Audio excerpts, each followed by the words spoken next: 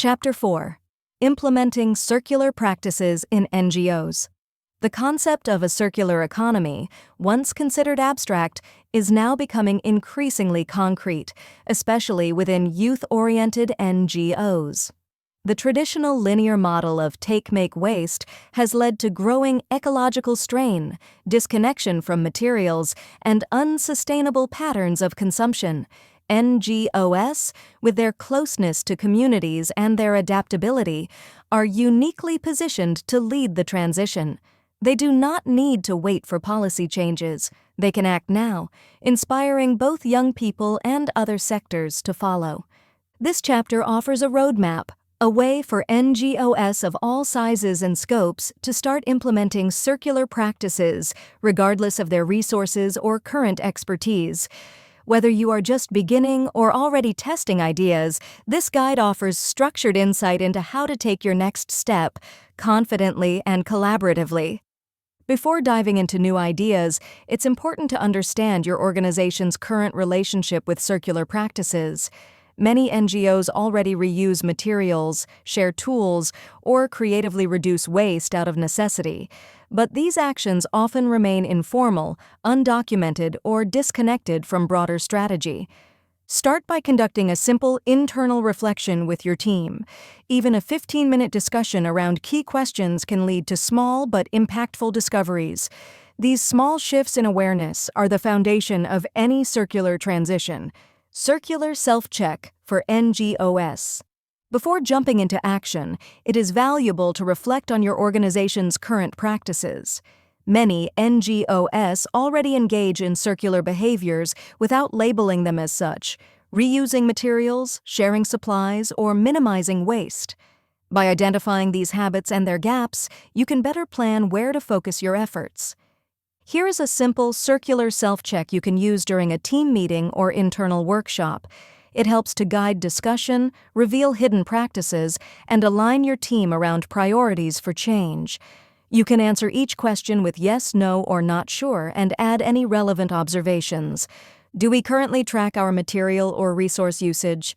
Do we reuse or repurpose materials from past events or projects? Are youth or beneficiaries involved in co-creating sustainability or circular practices? Have we collaborated with other organizations on shared resources or tools? Do we educate others, internally or externally, about sustainability or circular economy? Do we have a system for managing leftover materials after events or projects? Are our procurement decisions based on sustainability or reuse potential? Do we evaluate the environmental impact of our activities?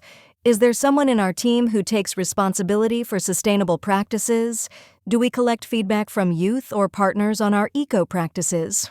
Each answer can be followed by a short reflection. What do we already do well? What could we improve quickly? What needs a long-term strategy? This simple tool can become the starting point for more complex planning and monitoring. It encourages transparency and invites the team to build solutions together. Circularity is not something implemented overnight. It is both a mindset and a gradual process. Many NGOs will pass through a series of phases on their journey toward becoming more circular. Although each organization is different, most follow a similar pattern of awareness, analysis, experimentation, and growth. Understanding this progression can help teams stay grounded and motivated, even when the process feels complex. The journey often begins with building awareness and alignment. This means helping your team, volunteers, and beneficiaries develop a shared understanding of what a circular economy is and why it matters. A useful way to start is by organizing a short internal session using visuals or videos from trusted sources, followed by open discussion. Some NGOs invite guest speakers, environmental educators, or young people active in climate movements to spark curiosity and raise questions that matter to the community. Once the concept is familiar, it's time to move to audit and assessment. This involves reviewing how your organization currently uses resources. You might, for example, observe what materials are used at events, how items are stored, and what ends up in the bin afterward. One youth center in Portugal discovered through this process that nearly all their workshop materials were bought new and thrown out within weeks. By simply mapping out material flows and procurement habits, you begin to identify where resources are being wasted and how processes could be improved. With greater awareness of the current state, your team can move into ideation and planning. This phase invites creativity and co-design. It's particularly important to engage youth here, not just as participants but as problem solvers. You can host a casual brainstorm using what-if prompts or run short design challenges like redesign our next event to be 90% zero waste. Tools such as storyboards or user journey maps can help visualize how circularity could reshape your activities. Next comes prototyping, where the goal is not perfection but progress. Pick 1 or 2 ideas and try them on a small scale. This could be as simple as using reusable name badges at a workshop, testing a clothes swap station in the youth room, or sharing event decorations with another NGO. These actions not only reduce waste, they also allow teams to see what works, what doesn't, and what needs to be adjusted before expanding. If a prototype proves useful, it's time to scale up through implementation.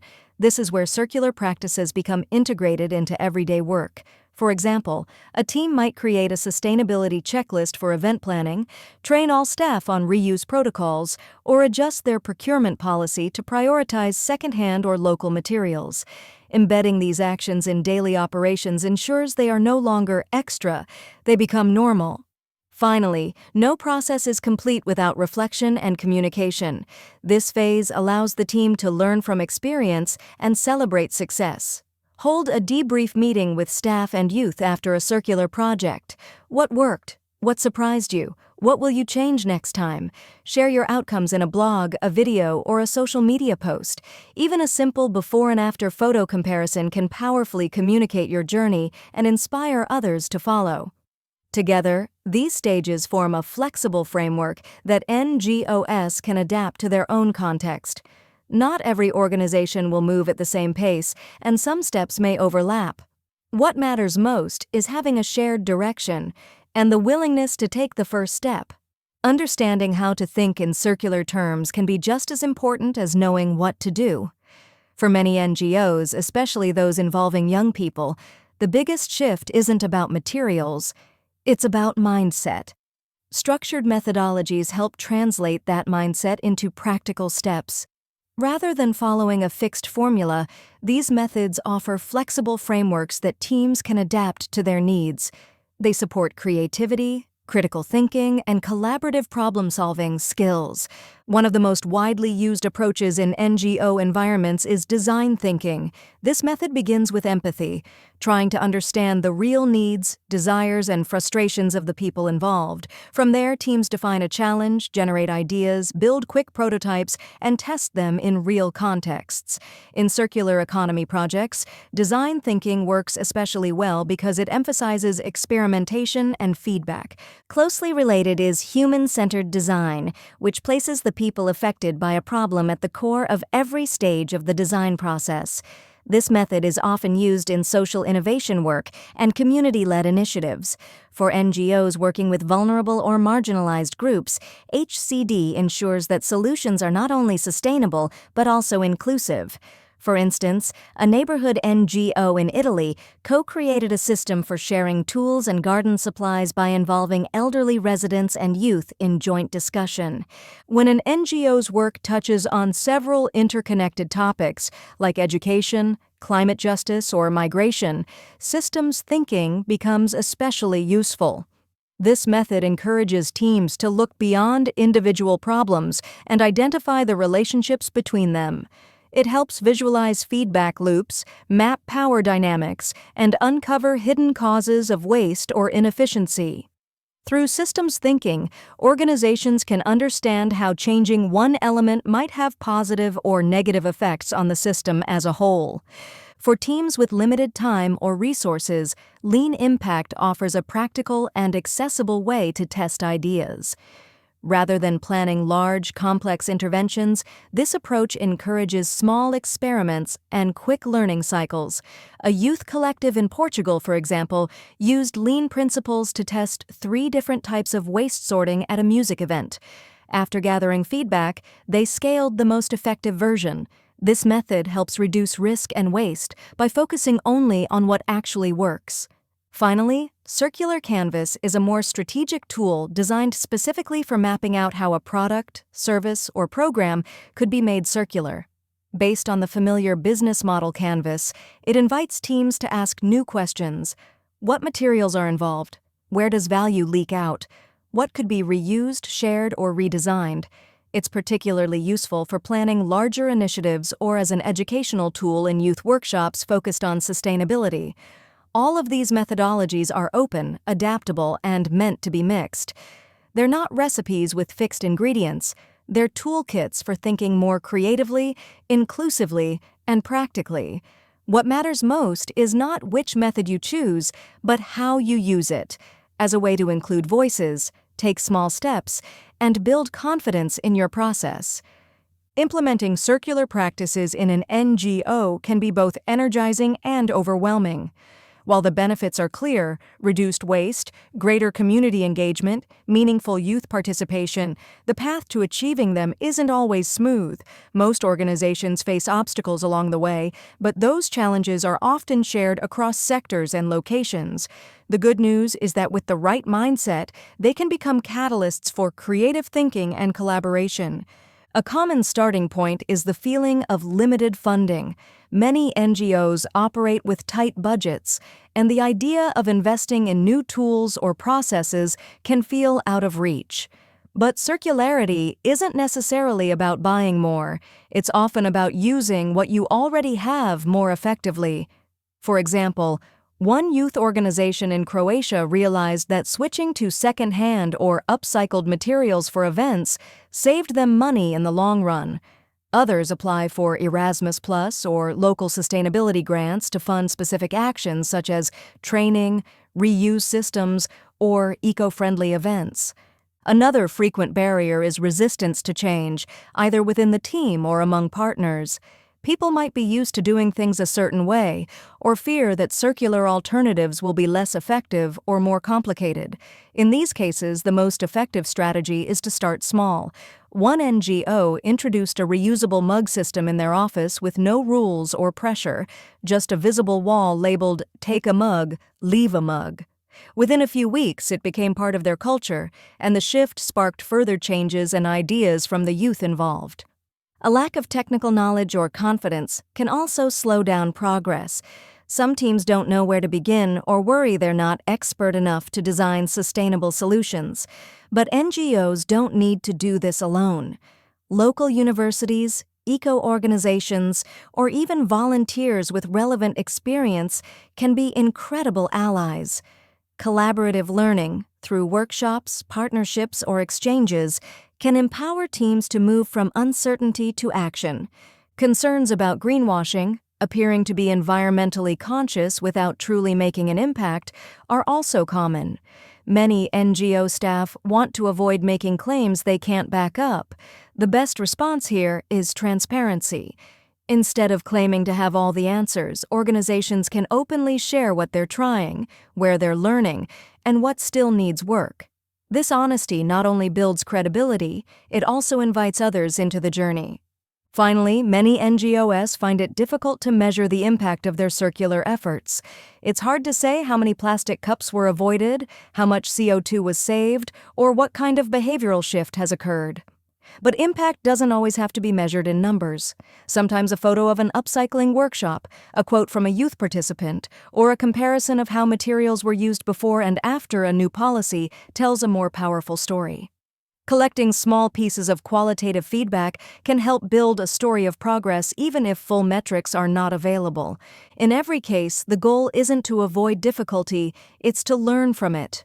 When NGOs share their challenges openly and work through them together with their teams and communities, they build resilience. And over time, these problems become the very source of innovation, ownership, and sustainable transformation. One of the best ways to gain confidence in the circular journey is to learn from others who have already taken the first steps. Fortunately, many NGOs across Europe and beyond have created projects, tools, and routines that prove this work is not only possible, it's transformative. From small neighborhood collectives to well-established networks, the spectrum of initiatives is broad, creative, and deeply rooted in everyday realities. These are not polished campaigns with glossy branding. They are real projects, often created with few resources and a lot of care.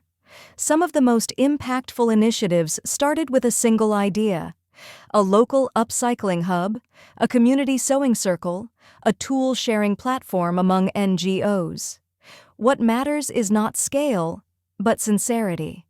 To better understand how circular principles are already being applied across Europe, it's helpful to look at a few inspiring initiatives. These organizations, though diverse in size and approach, share a commitment to integrating circularity not only into materials and operations, but also into the way they engage communities, especially youth. Below are 4 real-life examples that show how circular transformation can begin in creative, inclusive, and highly localized ways. Redu, Romania. Operating at the intersection of sustainability, design, and education, Redu is a social enterprise that gives new life to textile waste. Rather than letting tons of fabric end up in landfills, Redu collects discarded textiles and transforms them into new, creative products, ranging from fashion accessories to home decor. But Redu is more than just a workshop. It's also a learning hub where young people are actively involved in all stages of the process: collecting, designing, sewing, and storytelling. Through this approach, Redu not only addresses the environmental crisis of fast fashion, but also empowers young people to become circular innovators and creative change-makers. In Common, Greece. In Common is a community-driven organization that reimagines sustainability as a collective creative process. One of its most innovative programs is the creation of circular neighborhoods, where residents co-design practical solutions for waste reduction, reuse, and community sharing. Composting corners, swap stations, and urban repair cafes are just some of the outcomes. What makes In Common stand out is its intergenerational approach. Youth work alongside older residents, exchanging skills. This model proves that circularity is not just about materials, it's also about strengthening social bonds and giving all generations a voice in shaping their shared space.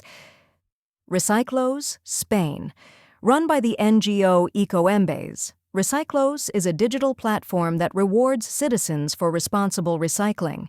Using a dedicated mobile app, individuals scan barcodes on their plastic bottles and cans before depositing them in designated recycling containers. In return, they earn points that can be exchanged for eco-rewards or donated to social causes.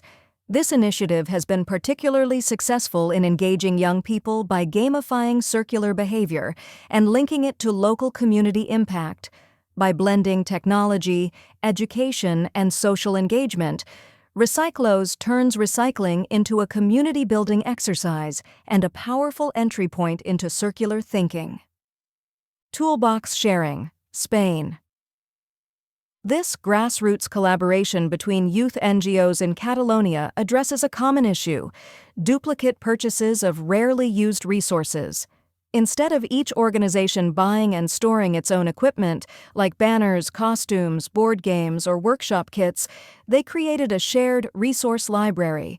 Stored in a central location and managed through a simple online booking system, this library reduces waste, cuts costs, and fosters a sense of community care. Youth are involved not only in using the materials.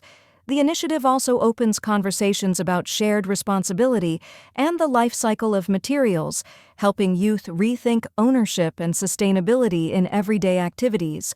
Introducing new practices is often the easy part.